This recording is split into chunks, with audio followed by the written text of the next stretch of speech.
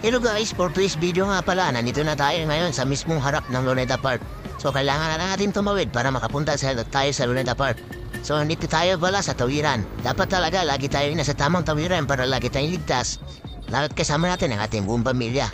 So yun guys, ito na, patawid na nga kami. So napaka-excited na nga ng mga inaray guys. Nakikita niyo yung mga inaray gusto nang kumawala.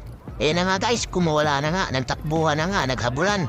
Napakabilis magtakbo mga bata na ito. Mas mabuti na rin namin pumasok kasi nandun na nga yung mga bata nagtakbuhan na sa unahan. So chinek na pala ng imanong guard yung ating mga bag. Baka may lamang kung ano-ano ayun, wala naman. Pinapasok kami diretso.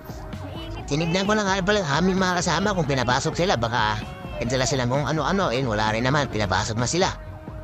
Ayun, bumalik na uli yung mga inaray na nagtakbuhan kanina at hindi nga nila alam kung saan sila pupunta. Kung mapansin nyo nga pala, masyado pang maaga pero hapon na yan.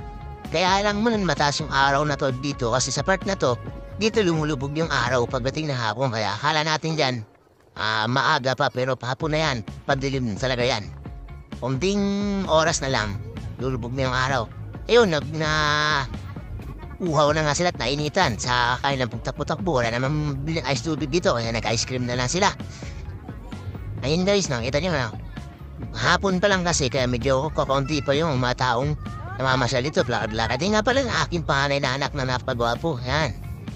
At napapalapit na rin siya at nakita niya, nagbili na nga ng ice cream. Ayaw niya magpahuli.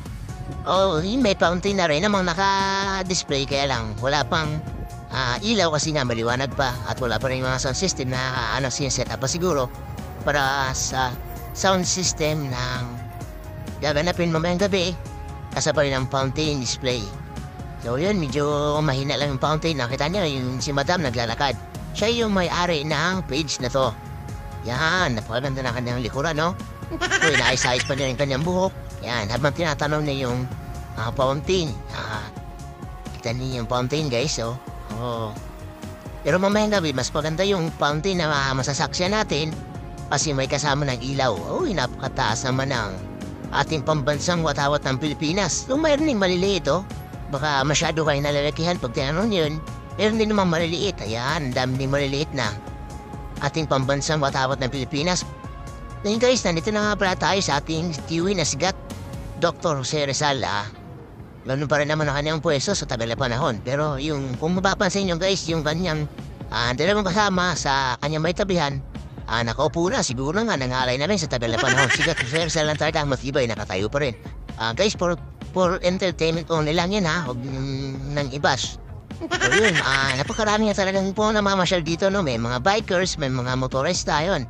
Dito, pinapasyalan nila at lagi nila pinupuntahan tong bantayog ng ating dakilang bayani na si Dr. Gat Jose Rizal. O yun guys, makabasin nyo padilim na, lumubog na nga yung araw. So, kinunan niya uli yung ating pambansang watawat sa kasabay ng paglubog ng araw. At ang ating pambansang bayani na si Dr. Gat Jose Rizal, mayroon pang dalawang nakatayo doon sa may tabihan niyang, di ko alam kung mga security guard ba yun o ano, basta yun na yun guys. Dito na sila kasi natanong, bawal lumapit. Oo, pakulimlim na nga guys, kung mapapansin nyo. So ito nga pala, may Christmas tree ditong nakadisplay. Yan, napapansin nyo, napapatakbo si ate, napapatalo sa sobrang saya. Tuwang-tuwa talaga siya guys, siguro may lang siya nakakita ng ganyang kalaking Christmas tree. Pero huwag na natin siyang isabanyel, ini-enjoy nila niya yung moment niya. Ayun nga guys, medyo dumadami na yung tao na namamasyal dito. Ayun guys, habang umiikot sila, kanina gumili kami ng Jollibee kasi wala kami dalang pagkain. At nabugutom na yung aming mga chikiting. Ayan, minubuti namin kumain dito sa lapag. Wala kaming panglatag, kaya dyan na lang kami sa lapag kumain nagsalo-salo kami. Ayan, tuwang-tuwa sila kasi alam niyo na, basta Jollibee, talagang hindi nila pinapatawad yan. Kaya ayan, kain sila habang yung iba naman ay yung mga hindi naman namin kakilala itong mga to, di namin saan tunggal yung mga lupalop na super. Kaya nag-i-enjoy sila. Basta yung aking buso nag-i-enjoy din sa pagkain ng manok. Yan, basta fried chicken, walang kasawaan. Kahit ang manok namin ulam araw.